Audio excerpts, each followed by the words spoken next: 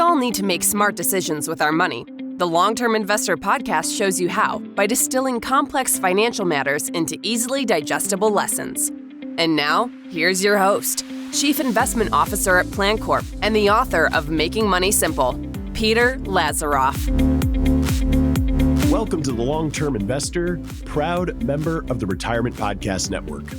In this episode, I'm joined by Jane Ayers, who is the co-founder of Brooklyn FI and host of the Liquidity Event podcast. I asked Jane to join us because she is a leading expert in the complex world of stock compensation. And so whether you're a private company employee who is holding stock options or someone trying to navigate RSUs at a public company, I think you'll really find her insights are very practical and they can help you maximize your wealth and minimize stress. So we're going to take a deep dive into some of those critical tax considerations for year-end planning and expand into strategies that will help you align your financial goals with your long-term equity compensation plans. As always, you can visit thelongterminvestor.com to find detailed show notes, but you might also want to navigate and click on the resources tab because there's a document in there called How to Interview an Advisor that I think you'll find very interesting. And if you're looking for some guidance on how to navigate these complex topics, that might be a really good place to start. But enough of me. Let's get to it. Here is my conversation with Jane Ayers. Welcome to The Long-Term Investor. In the sidecar today is Jane Ayers, co-founder of Brooklyn FI, also the host of the Liquidity Event and an expert on all things equity compensation. Jane, thanks so much for joining the show. I'm so happy to be here. Thank you for having me, Peter.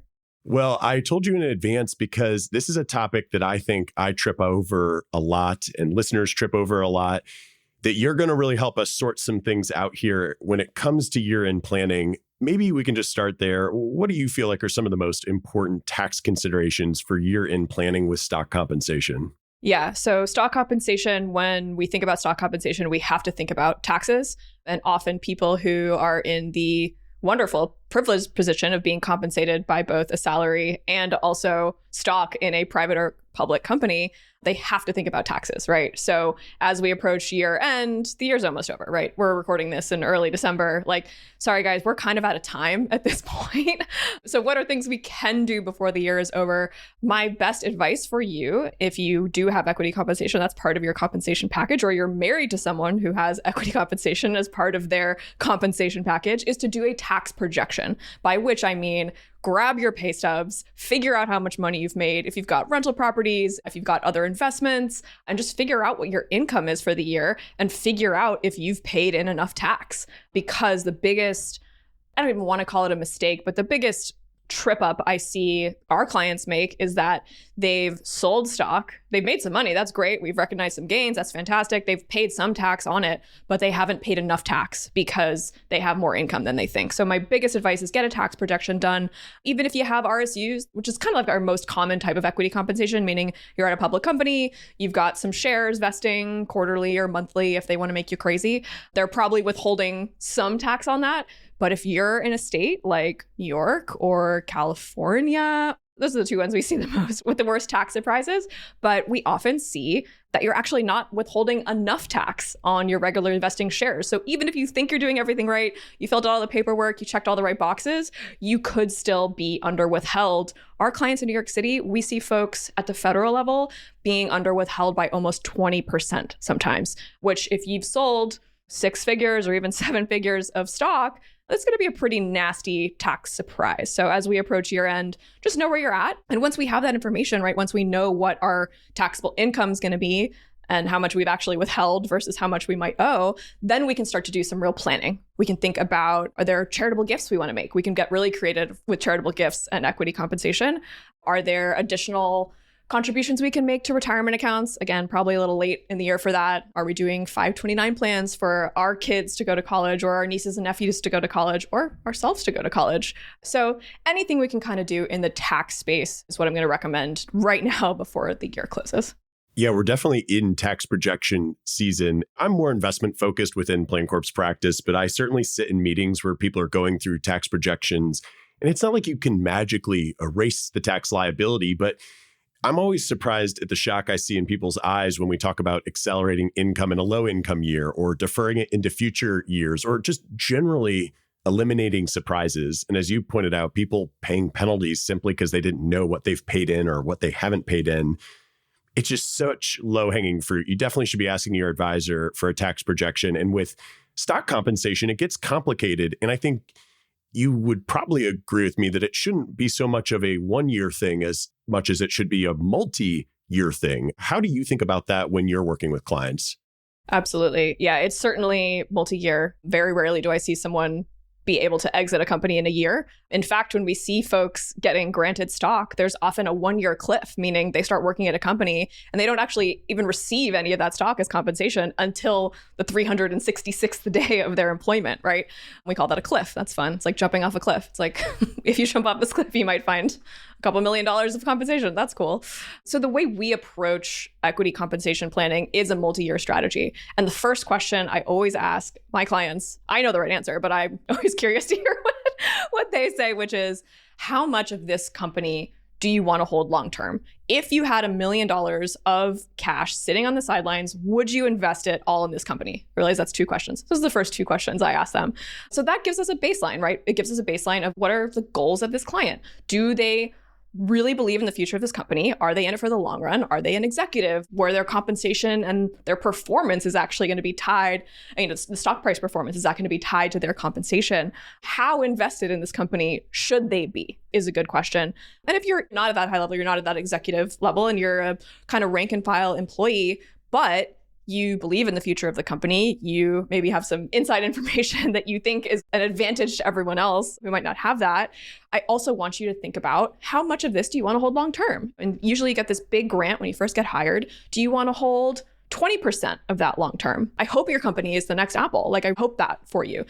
Usually with companies going public these days, it takes a long time. And unfortunately, most company stock prices don't do that well. They're not the next Apple. They're not the next Google, the Amazon, fill in the blank here. So a lot of the clients that I'm working with are at companies that are either have recently gone public or are about to go public. So we have to have this really serious conversation about diversification. How much of your net worth do you want tied up in this one asset? It's a pretty big gamble to take. Not only is it your income that you're probably using to provide for your family, but it's also you're taking much more risk than you probably need to. So our approach when we're thinking about multi-year planning is, how quickly can we diversify out of this, what we call a concentrated position? How quickly can we do that with taxes in mind and with the client's specific goals in mind?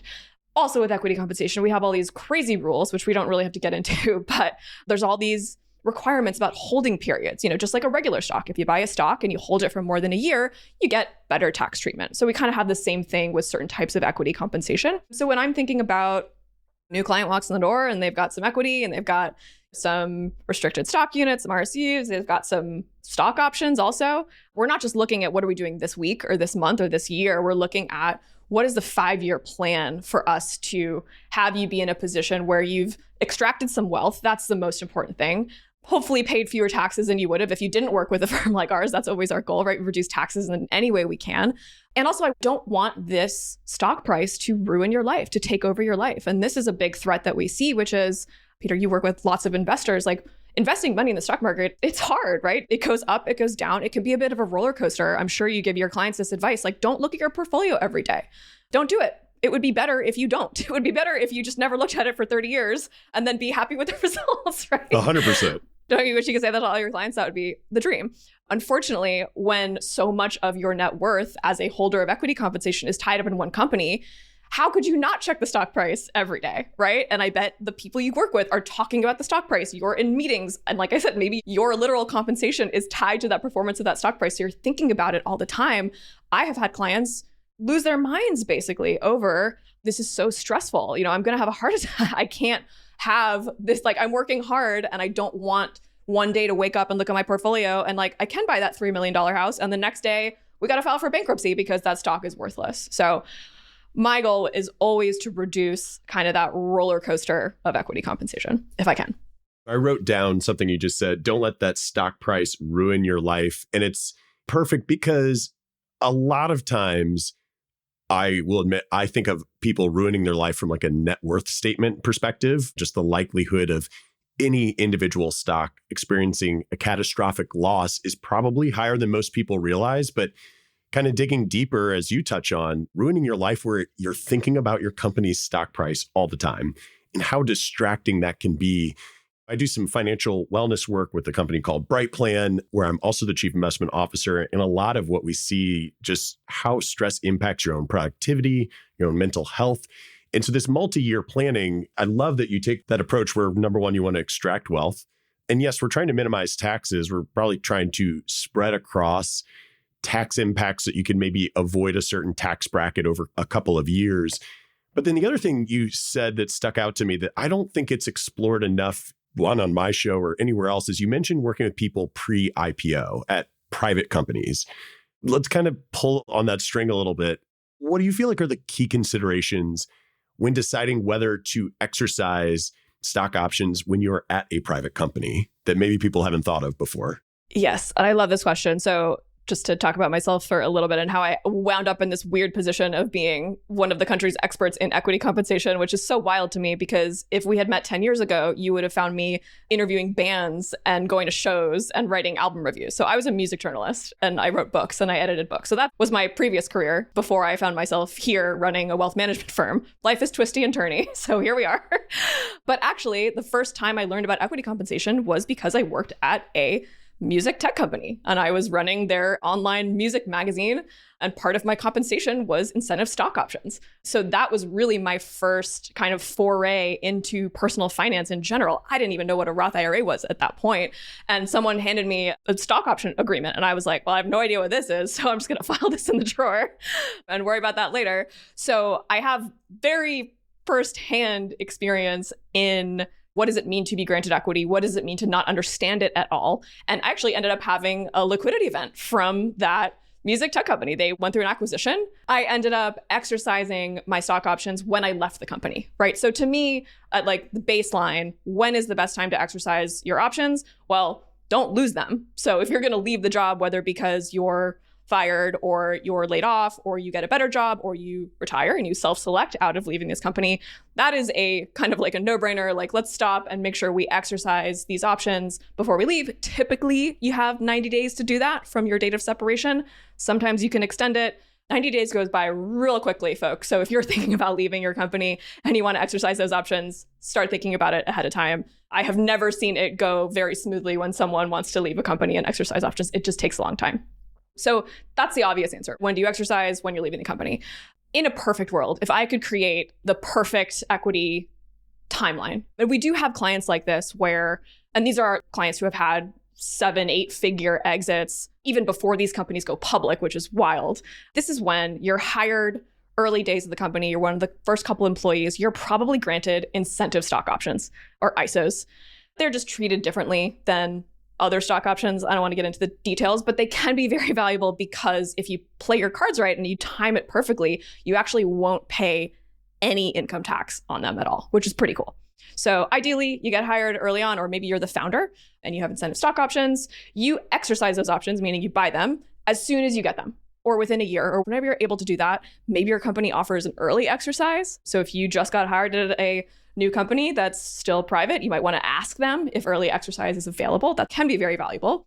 So you exercise your options, and your grant price, your strike price, the price you're going to pay to exercise is going to be equal to what that stock is worth. That's what we want. That's the moment where we're not paying any tax on it. So if you can do that and your options cost, if you're early on, less than a penny or less than $1, you're only paying a couple $1,000s to own a significant portion of that company that hopefully will just keep going up and up. So the way we see these large, life-changing lottery ticket payouts is early exercise of incentive stock options, wait it out. Company's about to go public. Other investors want to get in. They want to buy those shares from you. Now the shares are worth $4 or $5, maybe $70, which we've seen before. Thank you, Datadog. We love you so much. When that happens, that's when you're going to see this massive gain. And you're only paying capital gains tax on that. And if you played your cards right and you held those shares for 5 years, you potentially have qualified small business stock or QSBS, and you potentially are not paying any tax on the first 10 million of gain there. So that's really like how to game the system. And I remember like learning about all these theories and being like, whoa, that's really cool. And then when I saw it for the first time, I was like, oh, okay, I like this part of the tax code. Like, I'm down with this. I mean, I'll tell you from personal experience, I have ISOs in a private company, and you use the word lottery ticket, which seems like a good comparison because there's no guarantee that the company will go public or that it will exit. Look, what you're talking about is an incredible deal. The cost of it is literally the cost of exercising those options and maybe them not being worth anything. Let me ask you this. I mean, is there a point in time where you look at someone's financial plan or their net worth statement and you say, hey, this risk isn't really worth it. If it pays off, you'll just be happy and it's a cherry on top versus, no, you should spend this money. It is a good bet if you're feeling confident that your company is going to be worth something. Yeah, absolutely. And I do believe there is such a thing as taking on too much risk. Like I said, we don't want to over concentrate in this one private or public company. Public is less risky to me because there is a public market. So worst case, you could always sell your shares to the public market, whereas private, there are often so many restrictions that you actually cannot sell your shares. There literally is no market for them. Maybe the company has put restrictions. Maybe if you have like a weird bad breakup with your company, they will maliciously restrict you in selling your shares, which we've seen before. So yes, there is such thing as too much risk. Often what I see is people coming to me, clients, and just friends or people who know that I love this stuff and will happily talk to anyone about it at any time because I'm a nerd. They'll come to me and say, it'll cost me $20,000 to exercise my options. I like this company, but I don't know. The leadership is kind of wacky and I got this better job. Like I'm leaving. So I have 90 days to decide what should I do. We're financial planners. We like rules of thumb. So a good rule of thumb, if it's more than 10% of your balance sheet, your liquid net worth, probably too risky. Unless you're already financially independent, then great. We love risk. That's the beauty of financial independence. Like I named my company Brooklyn FI. The FI stands for financial independence. Once you have that, you have this freedom to make riskier decisions that have less impactful consequences. So yeah, if you're financially independent, go ahead, take that risk. If it's going to prevent you from doing the upgrade on your house that you need or getting that second car that you need or sending your kid to college, taking that bet is probably too risky. And every investor is different. Certain people have different risk profiles. So I have certainly tried to convince a client before saying like, I think this is too risky and I've been overridden and that's fine. Like we had the conversation. I documented it, of course, just to make sure. And look, I always tell clients, especially with equity compensation, I hope I'm wrong. I always hope I'm wrong because I'm going to encourage clients to take a little bit of risk off the table. I hope that your company is the next Apple. And I hope that you're exercising at $5 and spending half of your net worth to do this. And I hope in 3 years, you are a deca millionaire. I really hope that for you. However, I'm often right. And often that stock is going to take a long time to recover. And your life goals are not going to align with how the stock price is moving. Great example, we have one of our earliest, nearest and dearest clients, early employee at Spotify. Spotify's stock price has been all over the place. Right now, it's trading at almost $500, but 3 years ago, it was below $100 a share. Client had a bunch of kids, needed to do a renovation on their house, needed cash. We needed cash at that moment. So we ended up selling some Spotify stock. And I guarantee you that person, I haven't heard this directly, but I'm sure it's the case, is going, why did I sell at $100 when I could have sold at $500? But they did the home renovation. The kids had their beautiful backyard. All's well that ends well. We always try to create, I like this, a scenario of least regret. Like, did we do enough? Did we take enough risk so that we could potentially have that lottery outcome? Or did we sit on our hands and do nothing, which is kind of the worst thing we can do? Just before we leave this topic, thinking about exercising your options when you're leaving a company, you don't have to do it all, remember, right? You don't have to do the full amount that's available to you. I like setting just a dollar amount. What is comfortable for you? Is it $5,000? Is it $10,000? Is it $50,000? Great. Let's do a tax projection because there might be some taxes associated with that exercise, but let's just come up with our budget. So at least you know you did something and you feel good about that and you can have that lottery ticket kind of sitting in your drawer. And that's probably true whether you're leaving a company or staying, right? Absolutely. Yeah, I think the urgency, it's like leaving a company or even like getting a job offer from another company like forces you to make decisions. Another thing that's wild about equity compensation is that If you are at a public company and you're consistently getting granted, you have to make a decision every quarter. You have to make a big financial decision literally every quarter. I don't know about you, Peter, but like I get decision fatigue, like choosing what I'm having for dinner. And these are people who have to decide, like, am I comfortable selling this stock at $50 or what have you? So one way around that we found is really helpful is to create a trading plan. And basically, we write up a document and we say, these are the number of shares I want to sell. This is the floor price I'm comfortable with. This is how many I'm going to sell each quarter. That's kind of like how we do our multi-year kind of strategic planning where we're looking at taxes and the rest of the net worth as well. Is there anything else you mentioned when somebody's leaving a company? Is there anything else people ought to be keeping in mind as it pertains to their equity compensation when they depart or they're thinking about departing? Make friends with the accounting and HR teams because you're going to need them when the company goes public because you will be looking for documents and you will need assistance. And I say that in jest, but actually that is to me the biggest threat with equity compensation is like admin of these companies that flip from private to public. Hey, I need to exercise my shares on this date because I like the price because the fair market value, what we call the 409A, is going up next week. I need to exercise this week. Oh, someone's out of the office, yada, yada, yada. Like, call your girl in HR and she will help you with that exercise. That's great advice. Yeah. What else when you're leaving? I mean, yeah, just be aware of those time restrictions, 90 days. You know, if it's a smaller company and it's still private, you probably have a little bit more negotiating power than you think. I've had folks at companies that are sub 50 employees. You can actually ask and you can say, hey, is it possible to convert this option grant into non-qualified options? So they were incentive stock options. Now they're going to become non-qualified options. You will actually have up to 10 years to then exercise those shares. So that 90 days becomes irrelevant. They convert to this other type of equity, but you can actually ask for that. I've actually seen companies rewrite their option plan agreements. I've actually helped them rewrite them to allow for this because it's a great benefit to employees. It's an accounting headache for the company to have all this equity out there that may or may not be exercised at any point. But that's like a great kind of thing to ask for if they're amenable to it. Now, you had mentioned a client you worked with at Spotify, which is ironic because there's somebody I have in mind that I have worked with from Spotify, and the price was soaring during the pandemic and they were acquiring podcasts, and then it plummeted when interest rates started to go up. And I remember that person saying, gosh, if it would ever get up to 270, I would sell all of it. And now here we are, well past that point. Yeah, we're looking at 500. Right, exactly. And I think it's an important narrative for those of you listening with individual stock. We say this not in jest or in making fun of anybody, but it is a really emotional ride. And I think there are times, at least in Spotify's case, people are getting an opportunity to exercise with an appreciated price. But how do you think about exercising options during a period where the share price is a bit depressed? Oh, I'm so glad you asked because yes, we've seen this with Spotify. Spotify is also unique because they have a very tight exercise window. So typically when we see stock option grants, you have 10 years to exercise from the date that it's granted to you. Spotify's is 5. They also have a very flexible equity menu, if you will, sort of like we call it a choose your own adventure. They let you pick what you want. You can do cash, you can do RSUs, you can do options, which I'd like to think is well-intentioned. I believe it is well-intentioned, but it also just, again, creates a choice for every Spotify employee. So yes, what do we do when we have underwater stock options? I was actually an underwater stock option for Halloween last year. So. Okay, I'm going to have to see a picture of that for the show notes. I was Ariel with, anyway, it was, yeah, I do dumb equity compensation, Halloween costumes each year. Anyway, underwater stock option share price.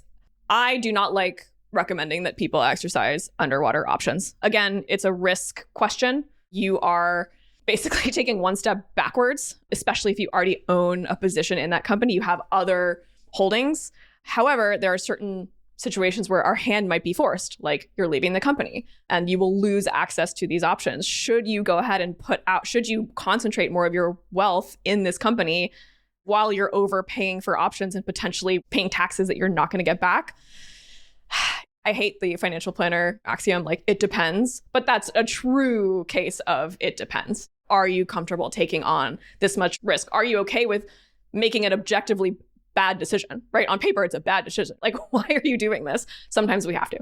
When you have a mix, I'm trying not to turn it into a Spotify specific question. You mentioned all the different options they have, but a lot of companies, you will end up with a mix of ISOs, non-qualified stock options, RSUs. And especially if you're jumping around companies, a lot of people who are in the world receiving equity compensation get a little bit addicted to equity comp packages and bounce around. Are there any advanced strategies that you find yourself talking about when people have a mix of these different forms of compensation? Absolutely. I feel like a kid in a candy store when I see a client come in the door. I've got ISOs over here and RSUs over here and non-quals over here. Really, we have two levers to pull in equity compensation. And it's what are our stock options? What are our incentive stock options? Because those have that different tax treatment. They follow the alternative minimum tax or AMT. Then we have our non-qualified options and our RSUs, just our regular stock grants. There are many other acronyms for various types of equity compensation, but in terms of like tax treatment, they can fall into one of those three categories. So one of my favorite, let's call it an advanced strategy, is when you do have that mix of ISOs over here and let's call it RSUs over here or non-qualified options over here, you can actually force an exercise. So with non-qualified options, you can say, hey, I'm going to go ahead and exercise. I'm going to sell them the next day. I'm going to recognize the gain. No problem. I've inflated my income, right? I've brought my income up, which because of the tax code and because of the way alternative minimum tax works, we've now basically created a budget for ourselves to potentially exercise and hold some of those incentive stock options without triggering any additional alternative minimum tax. So it's kind of like this magical seesaw, if you will, of what is the optimal point of recognizing income and also not paying alternative minimum tax. So much so that we used to do this in spreadsheets, but my business partner and I were like, there's got to be a better way. So we actually built an algorithm. We built a tech tool called GEM, where it actually tells you what is the optimal amount of exercising this and selling this and recognizing this gain over here. And Peter, you mentioned folks having equity at 3, 4. We have a client who has equity at 11 different companies. You can't manage that in a spreadsheet. Like, sorry. Yeah. And if you get married, by the way, your spouses, all of their equity compensation, usually people meet their spouse at work. That's what the statistics tell us. Although I think that's fallen below the dating apps at this point. But people often end up marrying people they work with. So chances are we're going to have equity at all different types of companies. We're going to have RSUs, ISOs, all that stuff. That's an interesting planning opportunity for a financial planner like me, but it is a nightmare, right? Again, it's a lot of decisions to make. I'm glad you mentioned the technology that you and your partner Shane built. I'm going to link to that in the show notes at thelongterminvestor.com for all of the other advisor geeks listening to this conversation, watching this conversation. You should set up a demo with Allie Jane. I've seen it. It is very cool, very impressive. And yes, at a certain point, doing it in a spreadsheet doesn't make sense. It's hard to get creative that way. And maybe that's an interesting place to go with you because you're such an expert.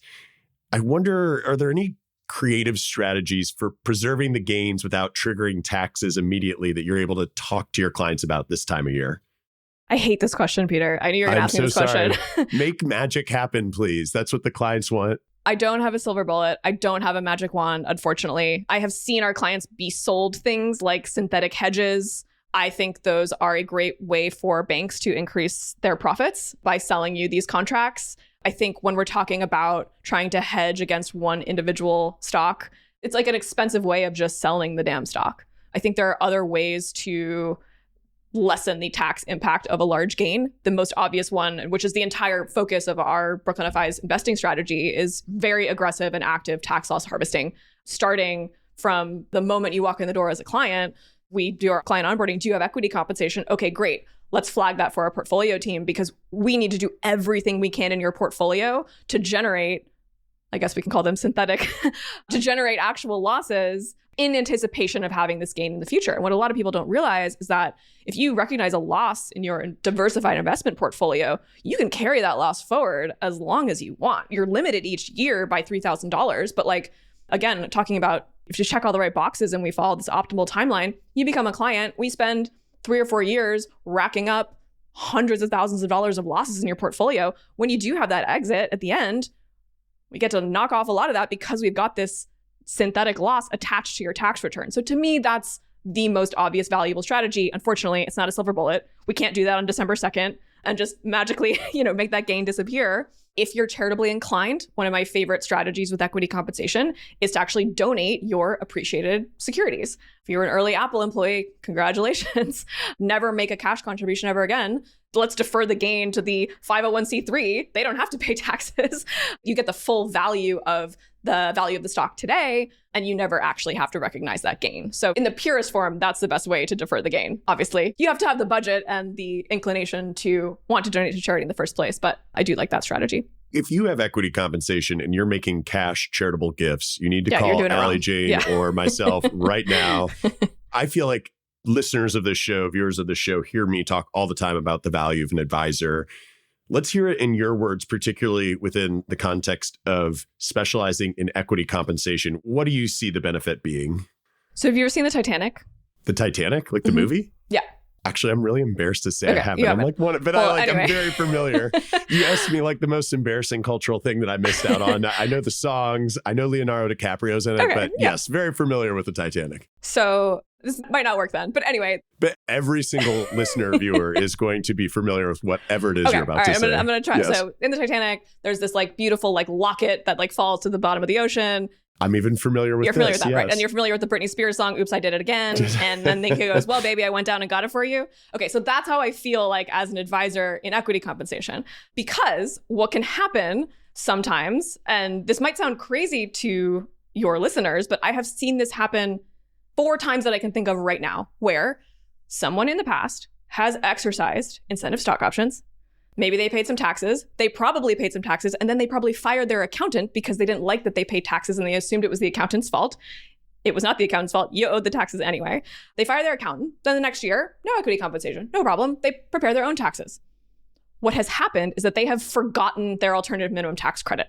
It's this form that gets attached to your tax return. So if you change accountants or you prepare your own taxes, we can literally lose this AMT credit. So this Oops, I did it again. Well, baby, I went down and got it for you. We have found, in the most extreme case, $125,000, but also other amounts. So to me, that's the value of having someone looking at everything. Like I said, thinking about tax arbitrage in your portfolio, thinking about taxes every step of the way is so important when you have equity compensation. So if you do have equity compensation, make sure that your advisor is not only aware of your tax situation, hopefully they're preparing your tax return also. That's what we do. Like, I do not understand how someone could advise someone on equity compensation without actually preparing the return, because there are so many little details that can get lost, as we've just learned. So worst case, your CPA and your advisor should at least have a conversation before the year is over, just to make sure that every stone was unturned or whatever. I'm bad at analogies. You know what I meant. What's the correct one? Yeah, Idioms? I think you don't want to leave no stone unturned. There we go. I mean, I haven't seen the Titanic, so we know there's something wrong with me.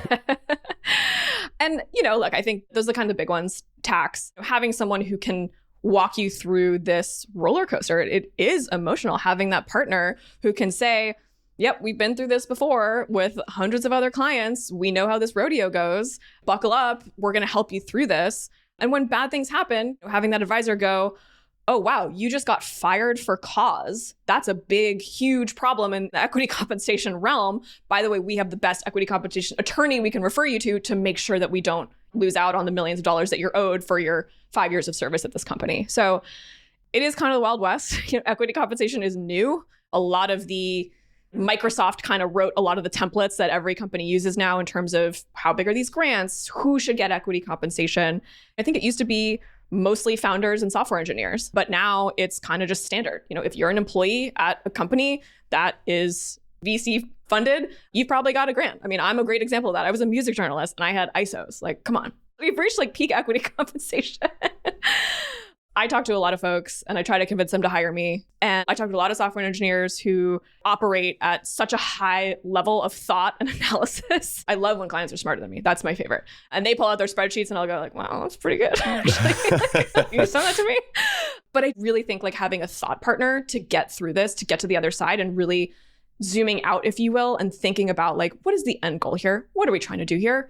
And for most people, it's, I want to have money, time, and freedom to spend with the people I love. So if the outcome is I want to pay off my house, buy my mom a house, make sure my kids are set up, but not so well set up that they're going to be spoiled, like, great. Well, then we don't need to ride this roller coaster. Tomorrow, I can make you financially independent if we split this exit over 2 years. We can do this quickly. Why are we taking on all this additional risk and headache for something that, based on what you just told me, you can have everything you've ever wanted in 8 months? And that's like a pretty compelling answer, right? Like, you'd be like, okay, cool. Yeah, sounds good. So I think that's the true value is like, let's keep our goals in mind at all times. I love that. So, Allie Jane, before we close out, we've covered a lot of ground, but sometimes when someone like me is not an expert, I don't know what questions I should have been asking. So let's close with this. Are there any other tips or ideas or final thoughts that you really want to leave with the audience? Let's see. I think an underutilized plan in this space is called a 10b5-1 plan. And typically we see these plans, well, by law, the CEO and CFO are typically required to have them. So if you're an executive at a publicly traded company, to protect you and investors, you need to tell the public, the investing public, what trades you're going to make over the next couple of years, because it is impossible for the CEO and CFO to hide themselves from insider information because they are literally creating the financial plans and forecasts for the company. So in order to kind of protect everyone, we basically have these. It's literally a spreadsheet, and you just put the date that you're going to sell, how many shares you want to sell, and the floor price or the max share price that you want to sell. So I love these plans. They're typically available to executives, but we have seen a lot of companies offer these to rank and file employees, which is really cool. I love these plans. I think they take a lot of the stress out of equity compensation and deciding when to sell. It's also annoying to go in there every quarter and sell what you want. So even if you have a plan to actually go and execute, if you're anchored to a stock price of $70 and you go in there to sell and it's $55, are you actually going to sell? I don't know. I've seen people not do that. So we love these 10b5-1 plans where the trades just automatically go through. At Brooklyn FI, what we do is we actually create synthetic ones for our clients. We actually take custody of the account. So we will go in and trade for our clients according to this plan that they've already signed off on. So that takes a lot of stress and headache and uncertainty out of it. So they just wake up at the end of the year and all of their concentrated position has moved in magically to the diversified portfolio. So love a 10b5-1 plan. It also really prevents insider trading. No need to go to jail just trying to extract some wealth, right? Yeah, and I think that's another thing. If you are leaving a company, make sure you read those documents and don't do any wacky trades just because you left yesterday. Like, you could still be on the hook depending on your level and access to information. You could still be on the hook for that insider trading policy for 6 to 12 months after you leave the company. So let's not break any laws accidentally, folks. No, we don't want to do any of that. Allie Jane, you have been incredible today. Just in case people want to find more and learn more about you, where should they be going? You can find me and my firm, Brooklyn FI, at brooklynfi.com. I also have a podcast called The Liquidity Event. We used to talk about IPOs every week. We used to do an IPO deep dive, but we have been in an IPO drought since 2022. So it is mostly just my business partner and I chatting about investing and other personal finance topics each week. And you can find that on any podcast platform Friday mornings. Yeah, I'm a huge fan. I recommend the show. It is something that always pops up on my phone each and every week. I'll be sure to link to that in the show notes at thelongterminvestor.com. But until then, whether you're watching, listening, do all the things that help people find what Allie Jane just taught us. That's like, subscribe, leave reviews, do all the things. We really appreciate your time today, Allie Jane. Thanks so much for joining me. Thank you for having me. Thanks for listening to the Long-Term Investor Podcast. To access free financial resources and submit questions to be answered on the show, visit thelongterminvestor.com. Peter Lazaroff is an employee of PlanCorp and BrightPlan. All opinions expressed by Peter and any podcast guests are solely their own opinions and do not reflect the opinions of PlanCorp or BrightPlan. This podcast is for informational purposes only and should not be relied upon as a basis for investment decisions. Clients of PlanCorp and BrightPlan may maintain positions in the securities discussed in this podcast.